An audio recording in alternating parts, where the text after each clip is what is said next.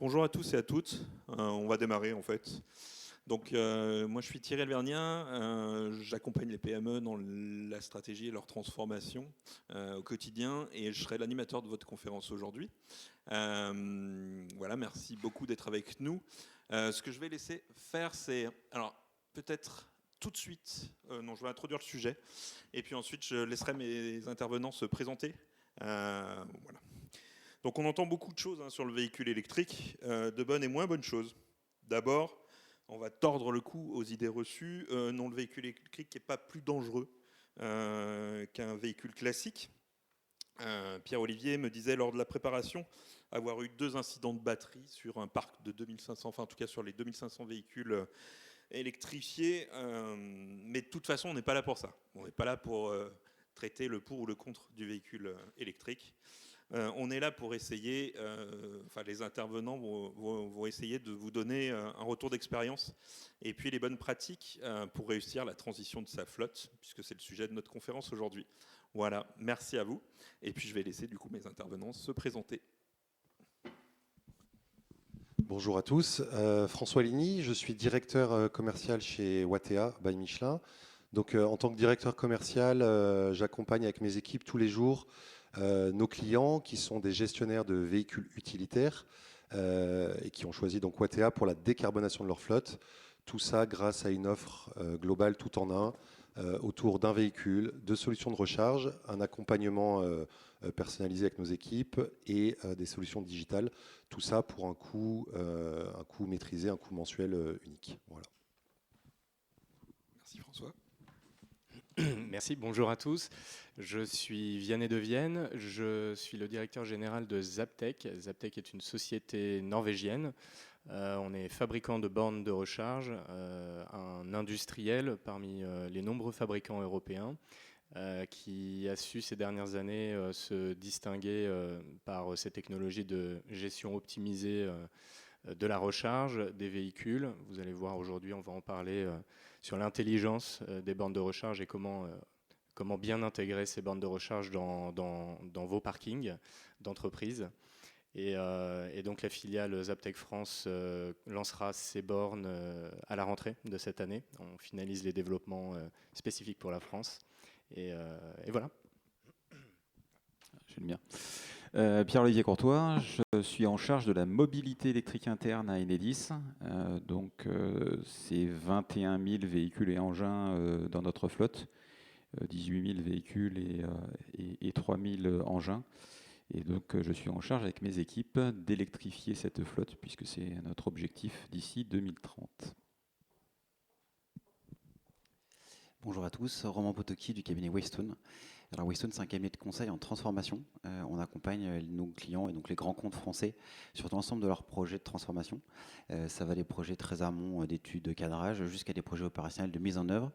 Et donc dans le cadre de cette table ronde, je viens apporter une expertise sur la mobilité électrique. On a de nombreux clients qui aident nos clients justement, de nombreux consultants qui aident nos clients dans cette question d'électrification de flotte, que ce soit en amont sur l'étude des besoins ou en aval plutôt sur la réalisation et le déploiement de ces véhicules et de ces infrastructures. Alors, on connaît Enedis pour ses compétences en gestion du réseau, mais vous, Pierre-Olivier, vous n'êtes pas là pour ça, vous êtes là parce que vous êtes en fait l'utilisateur et vous pilotez la transition du parc de véhicules en électrique. Concrètement, quel est l'intérêt pour une entreprise de faire cette transition? Et puis quand on a la direction générale qui arrive et qui dit bon bah c'est bon, ça y est, on a la décision, on y va, par quoi on commence? Alors déjà, est-ce qu'on a un choix? Déjà, il faut respecter la réglementation. Donc déjà, ça c'est déjà un premier point. Donc, et ensuite, la deuxième question à se poser, c'est comment on s'intègre dans l'enjeu environnemental, sociétal, être une entreprise vraiment responsable. Et nous, ça a été notre choix, et donc on s'est engagé fortement là-dedans. Et ensuite, ce qu'il faut avoir en tête aussi, c'est que au-delà de l'aspect sociétal et environnemental, on a aussi un gain réel à avoir avec le véhicule électrique, que ce soit sur la maintenance, que ce soit sur les dépenses de carburant, etc. on peut discuter des pneumatiques. Mais par contre, voilà, donc on a un gain. Et puis, nous, alors si je cible Enedis, on a aussi un enjeu fort. On s'engage vraiment dans la transition énergétique et la mobilité électrique interne est un vrai miroir pour nous et on se fait fort d'être pionnier dans ce déploiement de véhicules électriques. Donc là, on a compris pourquoi vous y allez. Voilà. Et donc, par quoi vous avez commencé? Alors, par quoi on a commencé? On a commencé par électrifier à tout va. Et ça, c'est la très mauvaise idée. Il ne faut pas faire. Donc ça, c'est notre premier retour d'expérience. C'est que finalement, on a regardé ce qui existait comme véhicule à l'époque. Il en existait peu. Et on a tout pris et on les a mis en place. Donc vraiment l'enjeu c'est de se dire quel est nos profils d'utilisation, enfin nous c'est comme ça qu'on l'appelle, ou les cas d'usage si vous préférez, et ensuite ces cas d'usage, est-ce qu'ils sont électrifiables ou pas, et se poser vraiment cette question, et c'est à partir de là où on peut commencer à avoir une vraie réflexion autour de l'électrification de la flotte. Alors François, quels sont les défis auxquels l'entreprise est confrontée lorsqu'elle passe sa flotte en véhicule électrique? Et puis, accessoirement, pourquoi une entreprise comme Michelin crée une start-up comme la vôtre? Alors sur la première question, les enjeux, les défis, on a eu un premier élément de réponse. Nous, on a des clients qui ont acheté beaucoup de véhicules et qui, en fait, une grande partie dorment encore sur le parking. Parce que justement, le passage électrique, l'électrification, c'est pas simplement une question de technologie. C'est pas on passe d'un moteur thermique à un moteur électrique. D'accord, c'est tout un écosystème autour qui vient. Voilà, il y a un nouveau paradigme. Donc, il y a évidemment le moteur électrique versus thermique, mais aussi la gestion de l'énergie. La solution de recharge autour de l'énergie. Il y a la complexité technique, nouveauté technique du véhicule. D'accord, tout le réseau de maintenance. Voilà, tous ces éléments-là apportent un nouveau paradigme autour du véhicule électrique. Concernant la deuxième question sur l'entreprise Michelin, effectivement, le groupe Michelin a toujours été, donc effectivement, on connaît tous Michelin pour le pneu, mais le mot-clé autour du pneu, c'est la mobilité. Depuis toujours. Aujourd'hui, le pneu pèse 90% du chiffre d'affaires du groupe. D'ici 2030, ça sera plus que 70% parce que Michelin va chercher des leviers de croissance autour du service et d'autres projets. Juste un exemple, alors qui n'est pas Wattea, qui n'est pas le mien, mais par exemple, Michelin, après tant d'années autour du pneu, s'est rendu compte que quand même, il maîtrisait pas mal le caoutchouc. Ils ont lancé, par exemple, une société qui s'appelle Wizamo et qui fait des voiles rétractables pour les cargos. D'accord, donc des voiles géantes, des méga voiles pour les cargos. Donc tout ça pour une mobilité durable. Voilà. Donc c'est un exemple du groupe qui se diversifie. Merci. Roman, sur la méthode, comment une entreprise doit-elle s'y prendre? Est-ce qu'il faut qu'elle prévoie une transition en douceur, ou alors il vaut mieux faire un projet un peu Big Bang pour forcer un peu les choses?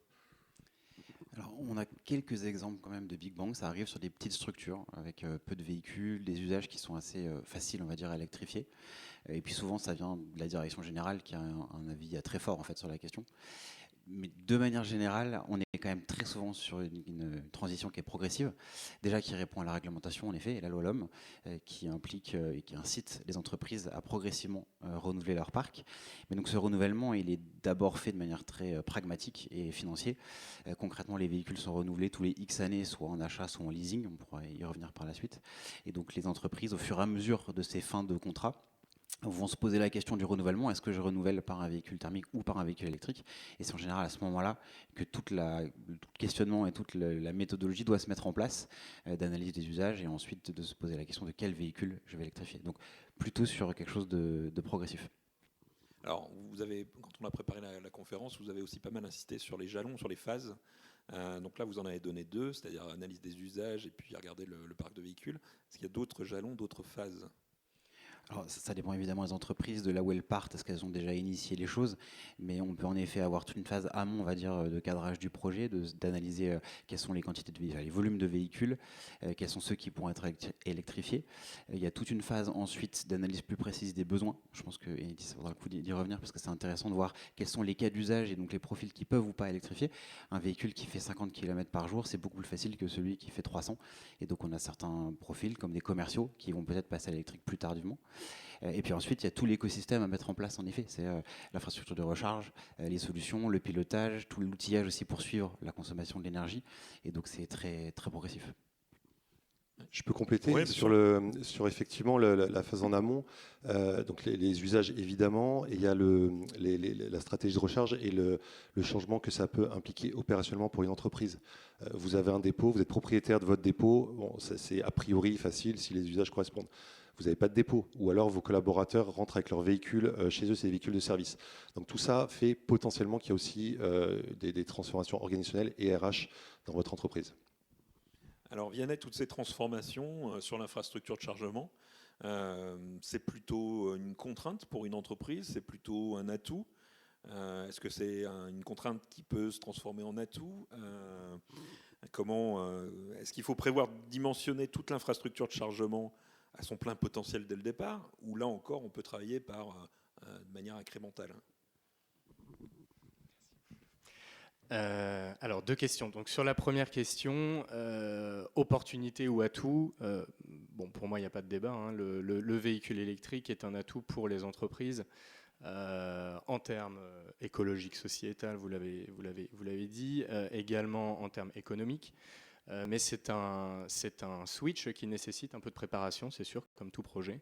Et donc une mauvaise préparation va faire que votre transition vers l'électrique est une contrainte et pas un atout.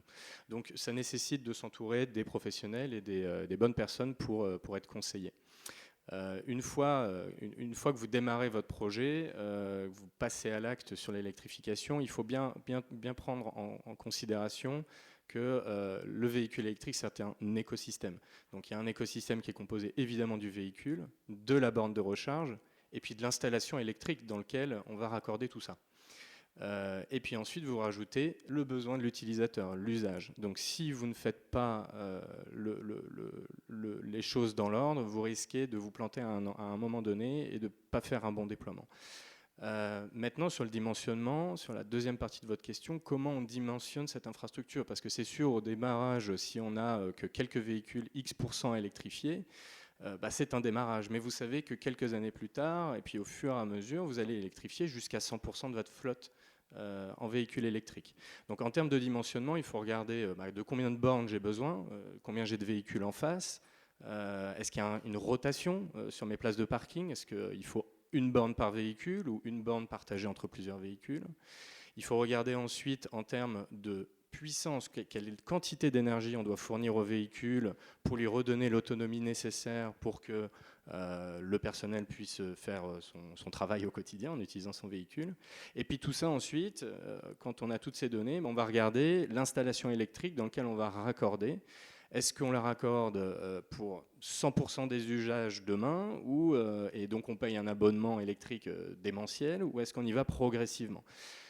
Donc il faut décomposer la borne, l'installation électrique et la quantité d'énergie, et en fonction de ça, déployer au fur et à mesure. Il est recommandé de déployer plutôt toute l'infrastructure électrique ou un maximum de l'infrastructure électrique, câblage, goulotte, etc., pour être en mesure ensuite d'ajouter des bornes facilement et sans gros travaux. Il est recommandé aussi de dimensionner l'énergie au plus juste. Et en fonction des solutions, vous allez devoir parfois surdimensionner si vous n'avez pas des infrastructures intelligentes et donc payer plus cher, ou alors utiliser des infrastructures qui sont plus intelligentes et qui vont s'adapter au réel de la consommation de chaque véhicule et non pas surdimensionner sans nécessité. L'élément le plus coûteux, en fait, c'est quoi? C'est les travaux de voirie qu'il peut y avoir quand on fait passer les câbles? Non, alors chaque cas est vraiment unique dans une installation. Il faut bien avoir ça en tête. Donc quand vous dites j'aimerais avoir un devis pour une installation d'une borne chez moi, on ne va pas vous pouvoir le sortir. Alors, dans une maison individuelle, c'est plus facile, mais par contre dès qu'on est sur un espace tertiaire, ça va dépendre de l'implantation, à quel endroit physique vous allez installer les bornes, à quelle distance elles vont être par rapport au tableau électrique général. Et puis ensuite, vous allez devoir regarder ce qui vous coûte le plus cher, en fait, hein. Parfois, ça ne va pas être la borne, parfois, ça va juste être l'installation électrique qui va être chère parce qu'il faut la mettre aux normes, il faut la surdimensionner par rapport à l'existant. je note également qu'il est possible de réutiliser votre installation existante. Vous n'êtes pas obligé d'ouvrir un nouveau compteur chez Enedis pour alimenter vos bornes de recharge. Mais dans ce cas-là, si vous partagez l'énergie avec d'autres équipements électriques de votre entreprise, il faut rajouter un composant qui va permettre de délester l'énergie non utilisée par votre entreprise vers les véhicules électriques pour ne pas pénaliser votre activité principale. Alors, Pierre-Olivier, avec votre casquette d'utilisateur, en fait, nous, quand on parle, grand public, quand on pense parc de véhicules, comme on a un biais voiture en tête, on pense souvent voiture. Dans un parc de véhicules d'une entreprise, il n'y a pas forcément que des voitures. Vous l'avez abordé tout à l'heure, l'ensemble des intervenants, mais la voiture utilisée par un technicien, par un commercial ou par un cadre de direction, c'est souvent des usages qui sont très différents. Vous êtes plutôt, je crois, vous achetez plutôt vos véhicules. Il faut plutôt les acheter, plutôt les louer quand on achète, quand on fait cette transition de flotte. Comment ça marche ? Je pense qu'il n'y a pas de modèle idéal. De modèle, ça dépend complètement de l'entreprise. Il faut regarder. Nous, notre choix, effectivement, a été plutôt l'achat. Parce que notre modèle économique fait que l'achat est plus judicieux pour nous. Maintenant, d'autres entreprises, le leasing sera certainement une meilleure solution. Donc, il n'y a pas de modèle, il faut l'analyser systématiquement et regarder un petit peu ce que... Encore une fois, je reviens sur les cas d'usage parce que je pense que c'est vraiment le cœur du problème et c'est la première analyse à avoir. Regarder quelle utilisation on fait du véhicule. Et on peut être très, très surpris. Est-ce que du coup tous les véhicules peuvent passer à l'électrique en fonction de ces cas d'usage ? Non, justement. C'est bien ça. C'est bien ça. Enfin, il faut l'accepter. Alors, est-ce qu'ils peuvent aujourd'hui ? Je vais répondre non. Demain, certainement. C'est une évolution et il faut justement faire son plan et regarder. Ensuite, est-ce que derrière, il faut acheter certaines, mettre en leasing d'autres ? Oui, également. Le mixte aussi peut être une solution.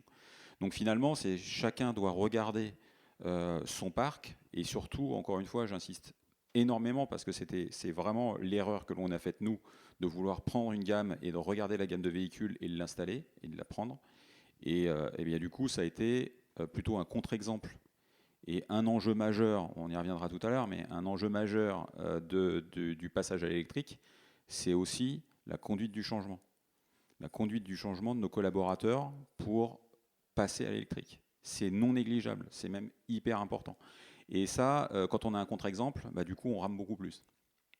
Du coup, nous, on est en phase, on est justement dans cette phase, on rame.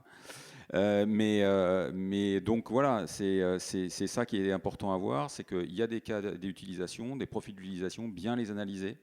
Et on s'aperçoit effectivement que, déjà, on a des surprises. Je disais qu'on a des surprises, c'est-à-dire que souvent, je me retrouve avec mes collègues et ils me disent « Ah, moi, je fais 300 km par jour, le véhicule, c'est pas possible. Là, ce que tu me mets dans les mains, c'est juste pas possible. » Et en fait, quand on commence à analyser 300 km, quand on commence à analyser sa journée, en gros, s'il fait 300 km, il travaille quasiment plus quoi, dans sa journée. Donc, finalement, c'est pas vrai du tout. C'est lui, son ressenti, il a l'impression de faire beaucoup de kilomètres.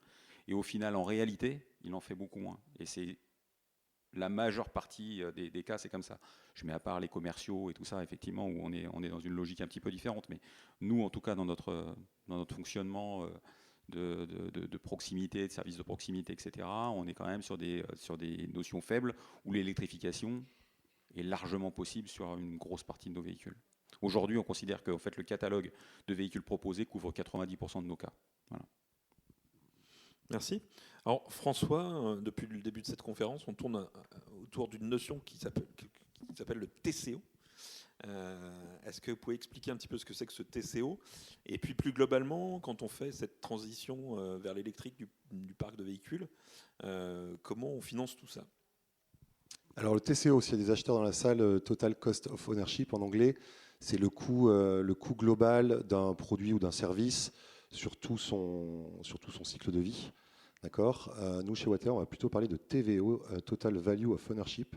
D'accord ? C'est-à-dire qu'on va prendre cette notion de TCO, mais on va aussi regarder la valeur qu'il peut y avoir derrière. Et c'est un peu l'image de l'iceberg. D'accord ? Vous avez les coûts faciaux, vous voyez, puis il y a tous les coûts cachés. Le passage électrique, ce nouveau paradigme, notamment d'un point de vue financier, est-ce qu'on fait de l'achat, de la location? Il n'y a pas de modèle prédéfini, chaque entreprise a cette stratégie, ça a déjà été dit. Par contre, nous, ce qu'on propose, justement, c'est un abonnement flexible, parce qu'aujourd'hui, quelqu'un qui achète un véhicule diesel ou qui le loue, il connaît sa valeur résiduelle, combien il vaudra à la fin. S'il l'a amorti sur 10 ans, il a roulé 200 000 km, avec un bon diesel, on peut y arriver. Le véhicule vaudra tant. On sait à peu près sortir le prix. Aujourd'hui, un véhicule électrique, combien vaudra ce véhicule dans 3 ans? D'accord, on ne sait pas, on n'a pas encore assez de retour. L'état de la batterie, les premiers véhicules, on voyait que les batteries, le SOH, le State of Health, diminuait fortement. Donc, que vaudra ce véhicule? Donc, c'est pour ça que nous, on propose ce modèle d'offre de location, d'accord. Et en fait, pour justement maximiser ce TCO, c'est un abonnement flexible. C'est-à-dire que si dans 3 ans, la batterie s'est bien comportée, le client est satisfait du véhicule, qui continue à faire ses tournées dans le cas d'usage et qu'il avait eu un bon prix, eh ben, il peut continuer. D'accord. Si les batteries, notamment les batteries, il y a eu un grand boom et qu'elles sont beaucoup améliorées, que le véhicule il est usé, fatigué, eh ben, on peut switcher, on peut changer, on peut remplacer par un meilleur véhicule. Voilà. Donc aujourd'hui, c'est tout cet accompagnement-là qu'on propose aux entreprises. Alors, Roman, faut-il réfléchir à cette transition en gardant un focus voiture ou faut-il élargir aux autres usages des transitions énergétiques, de la mobilité, et puis surtout quel lien avec les énergies renouvelables, par exemple avec les autres moyens de locomotion. Concrètement, est-ce qu'on peut brancher son parc de véhicules électriques sur ces cellules photovoltaïques ? Alors déjà, pour répondre au début de votre question, ce qu'on voit nous beaucoup, c'est des entreprises qui viennent nous voir en nous disant je veux changer un véhicule thermique par un véhicule électrique, de manière assez 1 pour 1. Notre réponse c'est souvent pourquoi pas, mais on peut réfléchir plus globalement, déjà sur le sujet de mobilité et ensuite sur le sujet énergie. En fait, le point qu'il faut garder en tête, c'est qu'on n'électrifie pas par le plaisir pour le plaisir, on électrifie pour décarboner l'entreprise, ses activités et entre autres sa mobilité. Et donc, si je prends le cas de la mobilité, les meilleurs élèves, globalement, ont plutôt une approche globale, une réflexion sur leur transport, en fait, quelles sont la mobilité de l'ensemble de leurs collaborateurs, comment ils se déplacent pour venir sur le site de travail. Est-ce que ça peut être fait avec d'autres types de mobilité, comme la marche à pied, les transports en commun. Ça peut être aussi avec des véhicules partagés, qui peuvent être électriques, évidemment, mais dont on va optimiser le taux d'utilisation. Ça peut être aussi avec du vélo. On voit certaines entreprises qui mettent en place des infrastructures pour stocker de manière sécurisée des vélos électriques, voire de les charger sur le parking de l'entreprise. Et donc finalement, c'est de se rendre compte que peut-être que sur les 100 véhicules de sa flotte, il y en a peut-être que 80 qu'il va falloir migrer progressivement. Il y en a peut-être 20 qui pourront être remplacés par d'autres usages. Donc ça, c'est le premier point qui, à la fin, fera que le bilan carbone des déplacements de l'entreprise sera plus bas. Et c'est ça la cible principale. Et ensuite, le deuxième point, c'est sur l'énergie. Ce qui est intéressant avec le véhicule électrique, bien sûr, c'est qu'on sort du pétrole et de cette dépendance. On va acheter de l'électricité et cette électricité, on peut en partie la produire. Alors, je ne dis pas qu'on peut couvrir tous ces déplacements avec de l'énergie produite localement, c'est pas ça. En revanche, on peut, à travers notamment des panneaux photovoltaïques, faire un investissement en amont, mais ensuite maîtriser le coût de l'énergie et en réduire le coût total. Et donc, utiliser une partie de cette énergie pour charger ces véhicules électriques. Et ensuite, l'étape d'après, c'est de mettre un peu d'intelligence dans ce système et faire en sorte que les véhicules qui sont branchés toute la journée sur le parc de l'entreprise, sur le parking de l'entreprise, soient chargés surtout au moment des pics de production. On peut imaginer que de 11h à 15h, on a un pic de production solaire et peut-être un peu moins d'activité industrielle ou tertiaire. Et dans ce cas-là, en profiter pour recharger les véhicules des collaborateurs. Et donc là, ça nécessite un peu plus d'intelligence dans les bornes, dans l'infrastructure, dans les véhicules et dans les solutions de gestion de parc. Merci. Vianney, on a évoqué, donc tout à l'heure vous avez évoqué les bornes, toute la partie câblage, le compteur. Est-ce qu'il y a des aides pour les entreprises parce que tout ça a un coût bien évidemment, est-ce qu'il y a des aides pour les entreprises qui sont prévues pour alléger ce coût-là ? Alors sur les infrastructures, malheureusement depuis fin 2022, il n'y a plus le dispositif qui s'appelle Advenir, qui permettait de financer jusqu'à 20% de la borne et de son installation. Donc dans les aides qui restent aujourd'hui, ça va plutôt être dédié à l'installation de bornes pour vos collaborateurs. Alors si c'est l'entreprise qui la finance, malheureusement pareil, les aides ne sont pas éligibles, mais si c'est le collaborateur qui finance la borne et son installation, il existe encore donc pour une installation en maison individuelle une aide de 300 €. et pour une installation dans une copropriété, une aide de 960 €. Bon, après ça c'est sur les infrastructures de recharge. Toutes les aides qui sont existantes aujourd'hui en France sont pilotées plus ou moins par ce programme qui s'appelle Advenir. Il en existe encore sur les bornes accessibles au public, installées sur les parkings d'entreprise. Donc ça serait plutôt des bornes que vous ouvrez à Quidam, et dans ce cas-là, il y a encore des aides. Par contre, si c'est des bornes qui sont dédiées à la recharge de votre flotte, là, c'est du financement qu'il faudra faire soi-même ou via du leasing, pourquoi pas. Alors, Pierre-Olivier, vous en avez un petit peu parlé, vous avez un peu introduit le sujet tout à l'heure. Comment se comportent les collaborateurs ? J'imagine que certains doivent être moteurs, mais vous avez parlé d'un enjeu qui est l'accompagnement au changement. Qu'est-ce que vous avez mis en place et comment on tient la main ou on accompagne en fait les collaborateurs dans cette transition ? Alors oui, donc j'ai dit tout à l'heure effectivement que c'était un enjeu. Alors l'avantage que l'on a sur un projet comme ça, c'est que c'est quand même un enjeu sociétal partagé. Donc globalement, quand on parle du sujet, pas grand monde ne vient nous dire que c'est une mauvaise idée. Donc ça c'est plutôt cool quand on pilote un projet comme ça. Par contre après il faut les accompagner. Et là c'est toute la question de savoir comment on y va. Et pour y aller, il faut déjà donner du sens à la démarche. Et il y a ce que j'appelle moi les 3 fondamentaux finalement de la conduite du changement. On explique le pourquoi, on explique le comment, et puis après on dit et moi dans tout ça. Et le et moi dans tout ça, on l'oublie souvent dans la conduite du changement. Et finalement c'est le collaborateur, lui ça va changer quand même beaucoup sa façon de voir les choses. En gros, aujourd'hui, il a un véhicule thermique, il a plus d'essence, il va sur une pompe à essence et il se recharge à 100% et il repart. Et puis voilà, et ça a duré 5 minutes. Là, le truc, c'est de lui expliquer qu'au final, déjà, recharger à 100%, c'est pas forcément utile. Que lui expliquer qu'en fait la recharge entre 20 et quand on fait une recharge entre 20 et 80%, on met autant de temps que la recharge entre 80 et 100%, voilà, et ça c'est pas du tout intuitif. Et puis après derrière, c'est de lui dire de l'accompagner après derrière sur l'utilisation du véhicule électrique. Le véhicule électrique, il y a 3 causes de perte d'autonomie. La première, ça va être la vitesse, la deuxième la charge, et la troisième, le comportement. Et c'est la première d'ailleurs, celui qui coûte le plus en autonomie, c'est le comportement de l'utilisateur. Et donc en fait voilà, donc il y a déjà lui expliquer la recharge, lui expliquer comment utiliser le véhicule. Donc nous, ce qu'on a mis en place, c'est justement c'est de dire déjà on a un peu d'incentive financière. On a fait des critères d'intéressement qui rentrent dans la rémunération des salariés. Donc voilà, donc déjà ça on l'a mis en vitrine. Et puis ensuite on utilise vraiment ce qu'on appelle nous les ambassadeurs. Donc c'est ceux qui ont déjà des véhicules électriques pour vraiment porter le message aux autres. Parce qu'une fois qu'on a goûté au véhicule électrique, généralement on a du mal à revenir en arrière.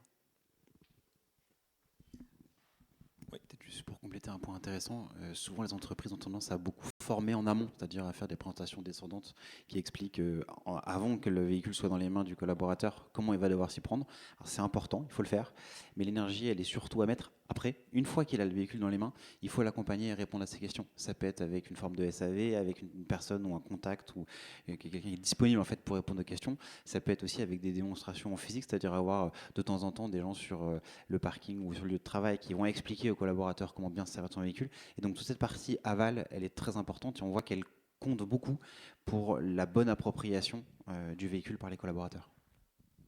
Je peux compléter une petite phrase Bien sur sûr. l'accompagnement au changement. Vous parliez de mettre une incentive financière, effectivement, et c'est pas un coût pour l'entreprise, c'est même un gain, puisque vous sortez un peu de votre poche pour les incentiver, mais vous allez faire des économies, d'accord, sur cette éco-conduite, donc sur le véhicule en tant que tel, et aussi sur la recharge, puisque vous allez moins recharger ou recharger de manière plus optimale. Donc oui, c'est un vrai bénéfice. Alors François, vous qui avez le micro, gardez-le. Vous êtes plutôt sur le marché de l'utilitaire.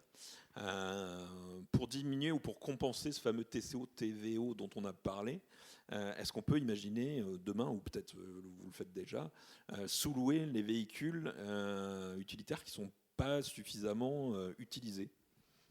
Oui, alors ça c'est aussi toute notre mission hein, chez Wattea, c'est dans cet esprit cette mission de mobilité durable, d'émettre le moins possible d'émissions et donc de faire durer le plus longtemps possible et d'optimiser l'utilisation du véhicule. Je prends souvent un exemple, on est tous d'accord pour dire que le sujet est bon, on a tous envie de se faire livrer notre pizza en véhicule propre / électrique, par contre on n'a pas envie de le payer 20% plus cher, d'accord ? Et donc c'est là où nous on intervient pour accompagner et pour venir gratter ce TCO et essayer de se rapprocher le plus possible si on doit comparer un véhicule diesel en termes de prix. Comment on fait derrière pour apporter de la valeur, et maximiser cette équation économique qui, il y a 20 ans, imaginait partager sa maison via une plateforme Airbnb? Je pense personne. Et donc nous, demain, on est convaincus du multi-usage du véhicule, d'accord, et du partage du véhicule inter-société. Je prends un exemple très concret qu'on est en train de développer. Alors ça, c'est la saison 2 ou 3 de Netflix chez Wattea, mais on travaille déjà dessus. On a des clients dans le secteur du BTP qui ont une fourgonnette aménagée avec des véhicules ateliers et qui nous disent, moi, au mois de décembre, le véhicule ne tourne pas parce que c'est la période, on est en hiver, il pleut, donc les chantiers sont à l'arrêt. Il y a aussi les vacances scolaires, la période de Noël. Donc mon véhicule est à l'arrêt pendant un mois, il ne tourne pas. Et puis on a un autre client, dans la livraison du dernier kilomètre. Donc les grands que vous connaissez, souvent les 3 lettres, UPS, DPD et compagnie, qui eux nous disent, moi c'est la période de pic, j'ai besoin de véhicules, j'ai déjà un pic d'activité, j'ai besoin de véhicules. Et par contre, je fais quoi? Je fais de la location courte durée et ça me coûte un bras. Et donc, qu'est-ce qu'on a imaginé?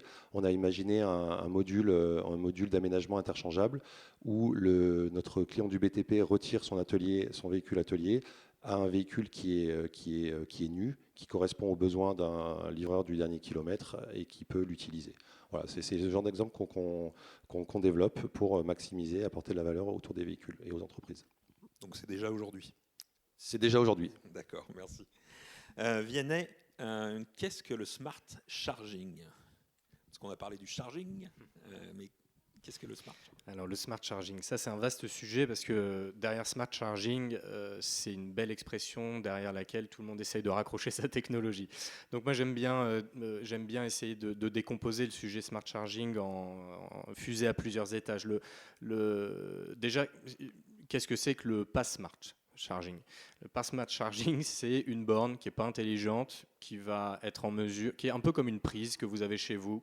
Vous branchez la voiture dessus, c'est la voiture qui tire autant qu'elle peut, et vous ne savez pas vraiment derrière piloter quoi que ce soit. Donc ça, c'est pas de recharge intelligente. La première étage de la fusée du smart, c'est mesurer en temps réel quelle est la puissance réelle que le véhicule est en train de tirer. Et comme l'évoquait mon collègue à ma gauche juste avant, un véhicule va tirer beaucoup plus en début de recharge, ou plutôt quand il est de 0 à 80%, et beaucoup moins ensuite. Donc si on n'est pas en mesure, au niveau de la borne, de la piloter pour lui dire ça ne sert à rien de réserver toute cette puissance à ce véhicule, parce que de toute façon, il n'est plus en train de tirer cette énergie sur le réseau, on va diminuer virtuellement donc, la puissance de la borne en question, et on va libérer toute l'énergie disponible pour les autres véhicules qui, eux, en ont besoin. Et là, vous voyez déjà l'intérêt du smart, c'est que il n'y a plus besoin de surdimensionner une infrastructure en se disant il faut absolument que je couvre tous les besoins potentiels d'une puissance max de tous mes véhicules qui se rechargent à fond sur toutes mes bornes. Là, vous allez pouvoir être beaucoup plus fin dans la gestion de votre énergie. Deuxième chose, dans la deuxième étage du smart charging, donc, c'est de partager cette puissance de l'installation électrique entre tous les véhicules. Et pour ça, il y a plusieurs choses. Donc en fonction des fabricants, vous allez retrouver en général ce qu'on appelle le load balancing. Donc c'est à peu près ce que je vous ai décrit. C'est distribuer la puissance entre les véhicules en charge de manière la plus intelligente, la plus adaptée au véhicule qui est en cours de recharge. Ce qu'on a rajouté, nous, chez Zaptec, sur lequel on a un brevet, on a déposé un brevet là-dessus, c'est que pour ceux qui sont un peu familiers des installations électriques, vous avez des réseaux monophasés et des réseaux triphasés. Donc c'est un peu comme une autoroute à une voie ou une autoroute à 3 voies. Et un véhicule électrique, en général, la plupart vont se recharger que sur une voie. Mais si vous branchez toutes vos bornes sur une seule voie, bah vous allez mettre tous vos véhicules sur une seule voie.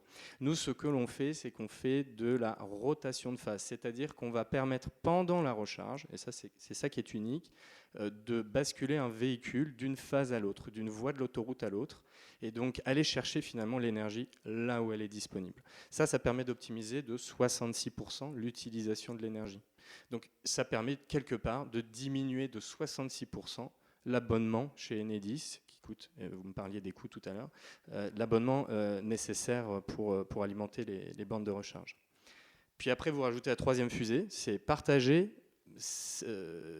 l'énergie avec les véhicules, mais aussi toute l'entreprise. Donc là, vous allez devoir mesurer en temps réel la consommation de tous les équipements et en fonction de ça, faire du délestage, j'en parlais juste avant. Et le futur du smart charging. Alors là, c'est là où vous devez regarder dans quelles infrastructures vous investissez aujourd'hui. Il vous faut des infrastructures qui sont évolutives, future-proof. Et c'est quoi le futur ? Le futur, c'est ce qu'on appelle le véhicule to grid. Donc c'est de faire participer le véhicule comme un contributeur. C'est-à-dire un véhicule aujourd'hui, c'est un consommateur sur le réseau électrique. Donc il va tirer de l'énergie, mais il n'est pas capable de la rendre. Le futur de la recharge, c'est de faire participer le véhicule électrique pour qu'il vienne se décharger sur le réseau quand il n'a pas besoin de cette énergie et de le recharger là où c'est le plus opportun, soit parce que l'énergie est moins chère, soit parce que c'est le bon moment, il y a suffisamment d'énergie, le bâtiment sur lequel il est raccordé ne consomme pas d'énergie. Donc il vous faut penser toujours des infrastructures qui sont évolutives, modulaires, qui vont s'adapter à votre besoin. Et quand vous choisissez les bonnes infrastructures, normalement il n'y a pas de problème et vous allez pouvoir bénéficier des futurs avantages du smart charging qui vont arriver sur le marché. Alors, vous parliez d'Enedis, je voyais Pierre-Olivier commencer à hausser un peu les épaules. Du coup, c'est une transition rêvée pour ma prochaine question, c'est qu'on a vu quand même que sur ces sujets-là, il y a beaucoup de métiers différents qui rentrent en jeu. Bien évidemment, il y a les fabricants de véhicules, il y a les fabricants de bornes, il y a les gestionnaires de réseaux, les gestionnaires de services, les conseils experts. Est-ce que c'est simple ? Est-ce qu'il est facile de coordonner tous ces métiers et surtout de les faire discuter ensemble pour que le client n'ait pas l'impression d'avoir à gérer un vaste chaos? Comment ça fonctionne ? C'est compliqué, il ne faut pas se leurrer. Il faut bien voir que l'écosystème aujourd'hui, il n'est quand même pas encore complètement mature. Donc effectivement... nous, on se qualifie plutôt côté Enedis comme pionnier. J'ai cité qu'on avait 21 000 véhicules et engins. On est à 4 800 véhicules électriques aujourd'hui. On en est à plus d'un quart de notre flotte qui est électrifiée. Et effectivement, on fait partie des pionniers. Et aujourd'hui, c'est quand même très très compliqué d'avoir une vraie vision et un véritable écosystème maîtrisé et complètement mature.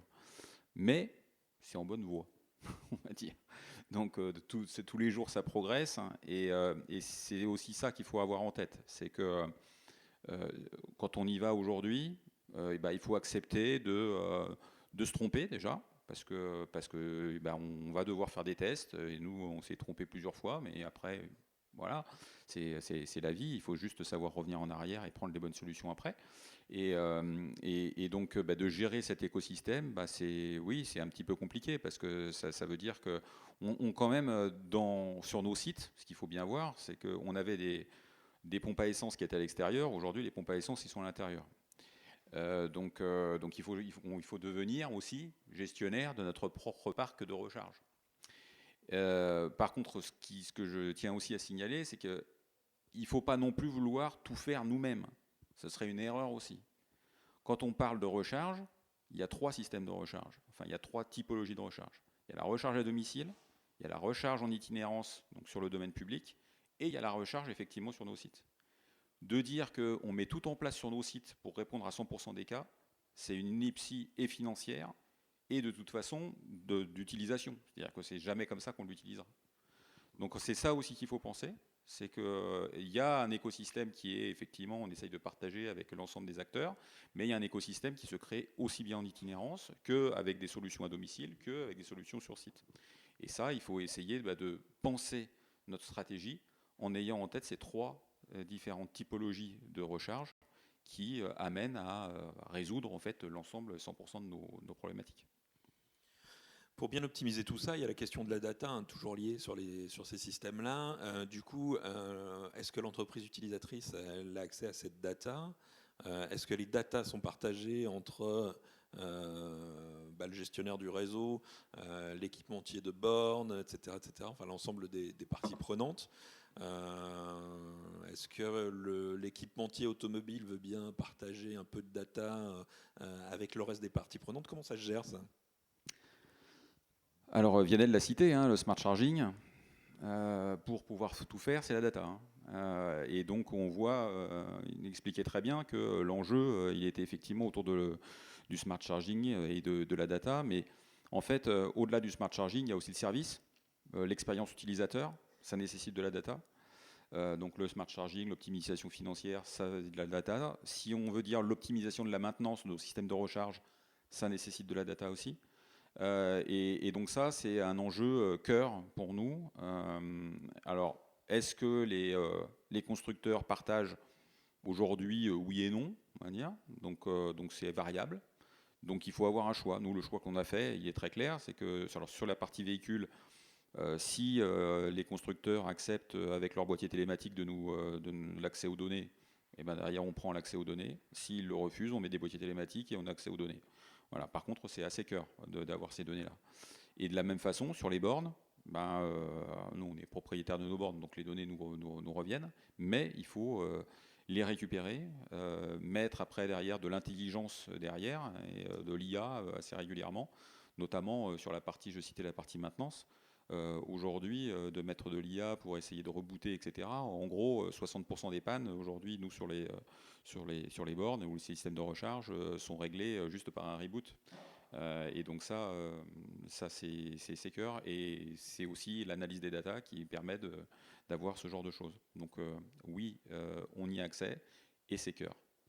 Sur la partie maintenance, ça augmente le préventif ou pas? Pardon? Sur la gestion du parc. Sur la partie maintenance, par exemple, généralement quand on sait qu'il faut changer une pièce, c'est quand elle est cassée, oui, sur un véhicule.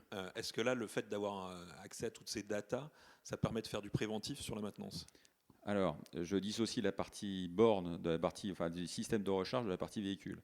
Sur la partie système de recharge, oui, très clairement et sans ambiguïté. L'analyse des données nous permet vraiment de faire du préventif, et du préventif très intéressant.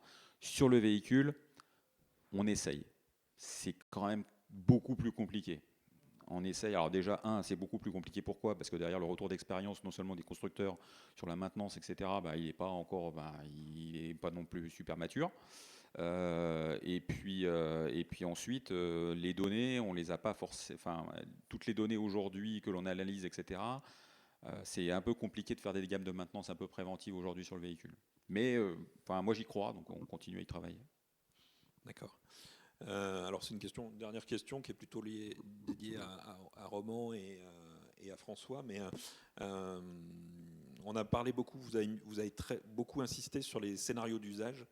Une entreprise qui veut électrifier son parc, ces scénarios d'usage, il faut qu'elle les recense en interne avant de commencer la démarche, ou est-ce qu'elle peut faire appel à des compétences externes justement pour l'aider à recenser ces scénarios d'usage?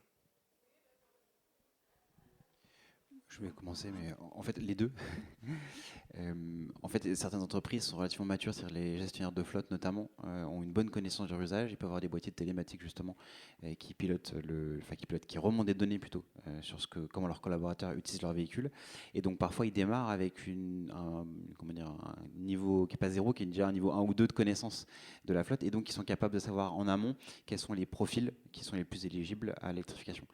Mais très souvent, en fait, les entreprises ne connaissent pas l'usage du véhicule, et donc dans ce cas-là, ça peut passer par des sondages, par des études auprès des collaborateurs, ça peut passer par des enfin de l'analyse finalement ou des projets d'installation de boîtiers. Donc il y a différents canaux en fait qui permettent de comprendre comment les véhicules sont utilisés, et dans ce cas-là, que ce soit nous ou d'autres entreprises, on aide nos clients à comprendre comment leurs véhicules sont utilisés. Et donc ils peuvent le faire en effet en cours de projet, mais dans tous les cas, c'est un prérequis pour moi indispensable à la réussite du projet. Ils pourront électrifier en fait sans ce prérequis, mais ils le feront à l'aveugle, et donc ils pourront potentiellement avoir des retours négatifs des collaborateurs. Oui, globalement, vous l'avez dit, il y a la télématique. Hein, vous avez déjà de la télématique, donc là, ça va plutôt vite. On fait de l'extraction de données, on arrive à voir ce qui se passe. Ou vous n'en avez pas, on peut mettre des petits boîtiers pulse dans les allumes-cigares et on fait tourner pendant 2 mois les véhicules. Alors, 3 semaines, 2 mois, 3 mois s'il faut pousser pour voir un peu les usages du véhicule. Une troisième solution que nous, on n'a pas encore testée, mais qui existe sur le marché, qui est toutes les datas dans les cartes essence. Voilà, aussi dans les cartes essence, on arrive aussi à pouvoir sortir quelques, mais nous on l'a pas encore testé. Donc oui, en amont, on arrive à faire ce travail-là, voilà, où on a de la télématique, où on peut en mettre de manière temporaire. Merci beaucoup. Oui, je rebondis. Oui, avec les boîtiers télématiques, etc., ça nous permet d'avoir une vision très factuelle des choses. Ne négligeons pas la perception de l'utilisateur. C'est-à-dire que quand on lui met en face les données télématiques, en gros, ouais, mais c'est n'importe quoi, les remontées les remontées, c'est n'importe quoi. Donc il y a aussi ce travail qui est de dire, oui, il faut faire ce travail de cas d'usage et de profil d'utilisation, mais ces profils d'utilisation, il faut le partager avec l'ensemble des collaborateurs pour que derrière, ils se retrouvent à 100% sur ces profils d'utilisation. Et c'est ça qui fera que derrière, on arrivera à faire la transition. D'ailleurs, juste les données, elles ne montrent pas toujours aussi l'usage pro-perso, tout simplement. Est-ce que la personne utilise son véhicule le soir, le week-end? Est-ce qu'il fait des longs déplacements? Et donc, c'est là où on a besoin de quali en complément du quanti pour savoir comment le véhicule est utilisé en dehors de son usage professionnel. D'accord. Merci beaucoup. Est-ce que vous avez une ou deux questions dans la salle? On peut peut-être prendre une ou deux questions dans la salle, s'il vous plaît. Ouais, il y a une demoiselle qui va vous apporter un micro, monsieur.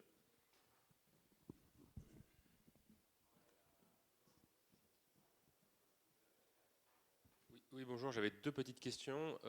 On a beaucoup parlé de recharge à domicile. Je voulais savoir comment vous gériez ça pour les flottes, pas tant en termes techniques, mais plutôt en termes financiers, c'est-à-dire qui paye, comment on compte, etc. Et l'autre sujet, c'est la flotte des véhicules privés. C'est-à-dire qu'en entreprise, on connaît notre flotte, on connaît le parc de bornes, mais il va y avoir des salariés qui vont arriver avec leur véhicule privé, personnel, et qui vont également vouloir profiter des bornes ou pas, si c'est possible. Et je voulais savoir comment vous gériez ça. Qui veut répondre? Je vais commencer. Alors, la question de la recharge à domicile du véhicule pro. Ça, c'est encore une fois, je vais faire mon leitmotiv, hein, mais profil d'utilisation. En gros, nous, si je prends l'exemple d'Enedis, les cas d'usage, on a 3 cas d'usage. Le véhicule qui est un véhicule de pro-perso et sur lequel effectivement il y a plutôt la recharge chez lui. Donc là, on va faire un accord avec le salarié, on a des accords pour aller mettre une borne chez lui, etc. Et ça, on gère après derrière avec des forfaits de remboursement. Et ensuite, on a les cas des véhicules pro bleus, là, nos petits véhicules bleus qui viennent dessus. Là, on a 2 cas. C'est la prise de travail sur chantier le lendemain.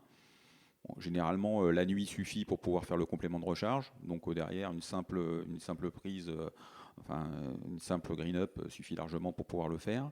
Et puis, par contre, après, on a la problématique, nous, de nos astreintes. Où là, le véhicule est fait toute la journée. Et ensuite, il peut repartir sur n'importe quand sur les lieux d'intervention. Et là, la question se pose. Et j'avoue qu'aujourd'hui, c'est un peu trop tôt. On essaye de pas trop électrifier. Ça fait partie des cas d'usage qu'on électrifie pas trop parce que derrière, c'est un peu compliqué. Sur la simple prise, vous faites comment pour compter? Alors, simple pas. Alors, il y a deux possibilités. Il y a des prises qui sont connectées et communicantes, donc qui nous donnent les informations. Ou alors, le deuxième truc, c'est qu'on compte rien du tout et on fait un forfait. Voilà, on fait simple. C'est pas, enfin, l'enjeu, il n'est pas financier hein, là-dessus, hein, sur le remboursement. Pardon? Eh ben, on le rembourse au forfait, sur un forfait identifié en disant ça représente ça. Et puis derrière, il y a juste un contrôle managérial qui est réalisé pour dire bah oui, effectivement, ce véhicule a bien été rechargé. Non, ouais, oui, c'est versé sur le salaire comme des remboursements de frais, quoi. L'enjeu, il n'est pas financier, mais il peut quand même le devenir. Après, il y a le salarié qui peut utiliser ça pour recharger son véhicule perso. Et après, il y a des sujets fiscaux qui vont arriver. Oui, tout à fait. Donc c'est pour ça qu'il faut après derrière, je suis complètement d'accord, il y a les enjeux fiscaux qui vont arriver, il faudra les gérer, effectivement, mais en gros, nous on constate que la recharge, c'est quoi? C'est 2 euros. Hein. Donc on parle de 2 euros. Donc bon, même les enjeux fiscaux, ils vont être quand même assez limités, quoi. Après, il y avait une deuxième question qui était la recharge des salariés sur site de leur propre véhicule. Là, effectivement, c'est une très bonne question parce que c'est une des grosses problématiques qu'on a aujourd'hui, nous, parce que l'utilisation des véhicules, des systèmes de recharge qui sont dédiés aux véhicules pro peuvent poser réellement des problèmes quand on commence à avoir beaucoup de véhicules salariés qui arrivent, parce que nos véhicules pro, quand ils ont terminé leur journée et qu'il y a des véhicules perso qui sont dessus, comment on fait pour les remettre en charge, etc. Donc après derrière, il y a des logiques managériales et donc ça crée des tensions managériales. Donc c'est un vrai sujet. Là, la question que l'on se pose et qu'on essaye d'adresser, nous, c'est déjà, il faut avoir une politique RH. C'est fondamental. Enfin, j'insiste là-dessus parce que ça ne peut pas être, ça peut pas être open bar ce truc-là. C'est qu'il y a une décision RH qui dit, de la même façon qu'on rembourse 50% des frais de transport en commun, et bien derrière on accepte de dire, je prends, je sais pas, le trajet domicile-travail, 20 km, etc. Et là, après, derrière, on commence à mettre des systèmes en place. Parce que si on dit que c'est open bar, les systèmes de recharge sont complètement différents que si on dit, j'accepte de recharger que 20 km. 20 km, il y a des solutions, par exemple, qui se disent, je mets une armoire. Derrière, j'ai 20 prises derrière qui sont rattachées à cette armoire. Donc en termes de puissance de raccordement, ce n'est pas une problématique. Et j'arrive à recharger les 20 km aller-retour, domicile-travail, qui vont bien. Et donc les solutions techniques, pour moi, ça existe. Après, derrière, l'essentiel, c'est de savoir qu'est-ce que l'on veut faire côté RH pour le mettre en place et mettre la solution technique adoptée en face. J'ajouterais juste un petit complément sur la recharge des salariés. En fait, vous pouvez décider soit d'avoir une infrastructure dédiée aux véhicules pro et une infrastructure dédiée aux véhicules salariés. Pour la partie véhicules salariés, au niveau des infrastructures de recharge, vous pouvez décider d'offrir la recharge ou de la faire payer. Je pense qu'il y a encore une tolérance aujourd'hui sur la gratuité de la recharge pour les collaborateurs salariés. Cependant, de plus en plus, on voit que les entreprises disent ça représente un coût et moi maintenant j'aimerais bien récupérer quand même de l'argent là-dessus pour amortir mes frais. Et dans ce cas-là, vient la nécessité d'identifier les utilisateurs pour pouvoir ensuite les facturer. Et il est possible de faire ça avec les systèmes de recharge qui sont supervisés. Hein. Les superviseurs servent aussi à ça. Les opérateurs qui opèrent ça pour vous peuvent le faire pour vous, faire la refacturation, la collecte des fonds et le reversement à votre entreprise. Il est possible aussi de le faire vous-même si vous vous dites je récupère les données brutes de consommation de chacun de mes utilisateurs et puis ensuite je refacture au kilowattheure ou au temps de recharge chacun de mes collaborateurs qui s'est rechargé. Et là, idem, il y aura un sujet fiscal, on sera obligé d'y venir. Oui. Bon, je suis désolé, on est au terme de cette conférence. Simplement, pour vous remercier d'avoir assisté à cette conférence, remercier bien évidemment les intervenants. Vous pouvez venir les voir en sortie de conférence, n'hésitez pas. Moi, je vous invite tout à l'heure à 15h15. On a parlé de smart charging, mais je réanime une conférence